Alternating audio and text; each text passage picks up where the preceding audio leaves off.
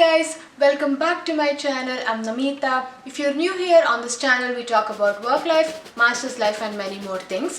Today we are talking about literally the most asked question on my channel, and that is coding and MIS. So if you were looking forward to this video, settle back, grab some notes because this video is going to be very helpful to you. And if you haven't subscribed yet, hit the red subscribe button and let's get started.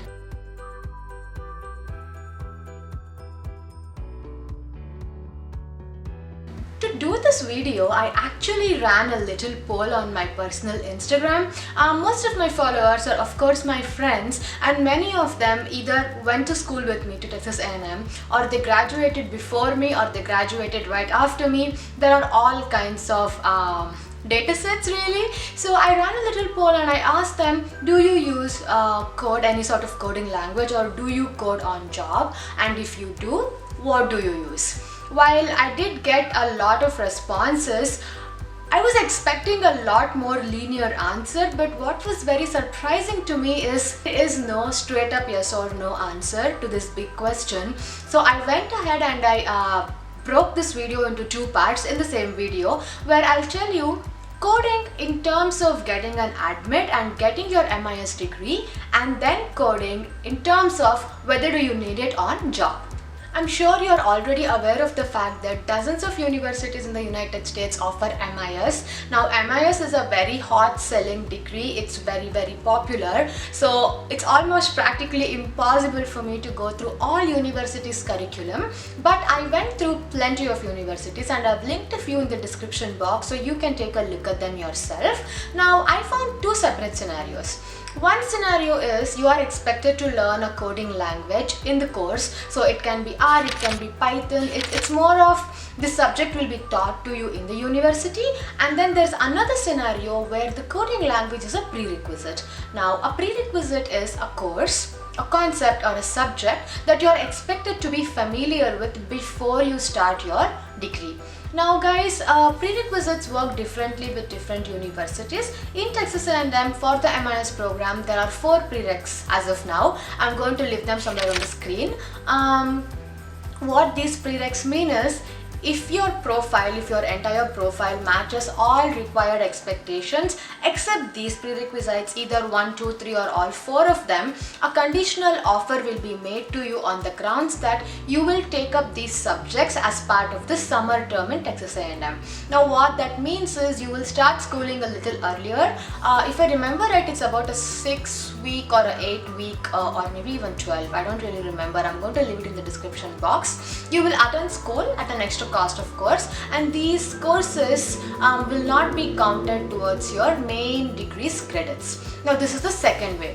And then there is the third way, where something is a prereq and if you don't have it, hard luck, it might not really work out for you. So if you are looking at a university and it's MIS coursework and you see a subject that's a prereq but you don't have it, but then the rest of your profile matches what the expectations are, try sending an email to the committee, or rather to the department, and see if they're willing to talk to you about it. While it may look like you don't have much choice about whether you want to code or not to get into MIS, to get an offer letter, you do have a lot of choice when it comes to selecting a job after. Now in my little Instagram pool of polls, what I noticed was, of all the people that answered a yes or no, they consisted of different titles. Now there were product management related professionals, there were data professionals, there were consultants who were currently working on something in data and analytics, and of course I asked the developers not to really pitch in because they would skew my voting, because developers of course code. And there were also database developers, and there were data engineers. So what I found was, mostly the ones that were using code on a regular basis on their day-to-day job are, for the most part, in the data realm. Like me, for example, I use R on a daily basis. Now DAX is not so much of a code, it's more about, you can think of them like kind of advanced Excel-ish queries, but they do involve a little bit of coding in them. I think knowing coding has helped me latch on to DAX quicker, but I also love SQL and I use with SQL all the time. So what I found was, while vast majority of the data professionals use coding. They are either using it for ETL or they're using it to come up with data pipelines. They're mostly using Python and R if that's helpful, and of course SQL for querying. I also found that few consultants who are in the data realm are currently not using coding, or rather not coding on their job. Now you can understand this as data does not always mean you will be coding or you will be querying. Sometimes data is all about visualizations also, and depending on the company and what product they're using, you might not ever have to write a single line of code. I mean, even in my current job, I use R for my data before it gets into my dashboards. Once it's in my dashboards, I'm not really using any of the coding other than the built-in DAX formatting really. So this also applies to any other data profession. If it includes a fair bunch of visualizations and there is a GUI for it, you're good to go. Now on the other hand, even in the product management realm, I found people who are using programming languages, and then there are product owners, product managers who are not. Now there is one very easy conclusion I was able to come to. It depends on what kind of product they're managing. Now if they're managing a software product, it's fairly expected that they will be doing some sort of coding on job, even if their main job does not revolve around coding itself. I think having that coding knowledge will help them to be better at product or program managers. But otherwise, there is really this huge distinction between whether they want it or whether they don't want it, or rather whether they use code or not, depending on the project they are in.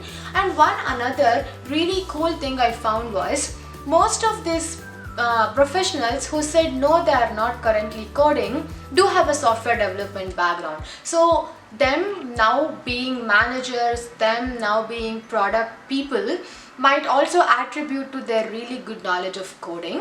So I'm going to sort of summarize it like this. If you are getting into MIS, and also remember, many universities will let you choose a track.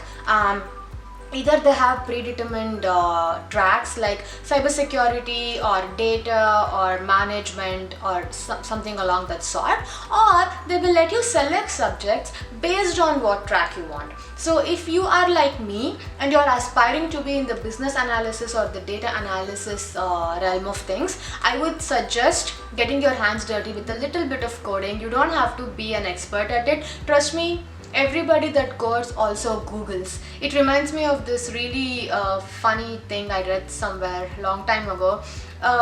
Developers don't get paid for copying and pasting code from Stack Overflow. They get paid for knowing which code to copy and paste. So this is something that takes them years to understand and gain expertise in. So while coding by itself, I feel like when it comes to MIS, people have this idea that MIS is for you if you're bad at coding. I'm going to tell you this. I think if I try to make a connection between why coding is such an integral part of getting an admit in MIS, and when it really is up to you whether you want to code on job or not, whether you choose jobs that require you to code on job or not, I think it's because MIS is so versatile. It lets you do so many things. It would rather kind of equip you with all the skills you need to land a good job, instead of repenting 2 years after, oh my goodness, I wish I had a little bit of coding background. Now, one thing that you really need to keep in mind is this: if you think you are really bad at coding, that you can absolutely, it's impossible for you to handle a little bit of coding in your coursework, then I suggest you look at coursework that has no coding in it, or you make sure that you select your subjects in such a way that you don't have to code. But if you are okay with it, you don't have to be so great at it that you remember libraries and packages at the back of your mind and you can recite them in your sleep, then you're okay. One thing I have found that is very common to people who code a lot and people who feel like they don't like coding, or people who feel like they're not good at coding, is the amount of practice. Now, let me give you the example of SQL, right? I don't yet use a lot of SQL on my day-to-day, but I like SQL. Now, if you are familiar with it at all, it's just a combination of the same keywords all the time, but what matters is the beauty of it, how well you are able to convert a statement, convert a business problem into a numerical format, right? You are able to break it down step by step and reach whatever you need. You need to go from point A to point B. How do you do it? With a little bit of code.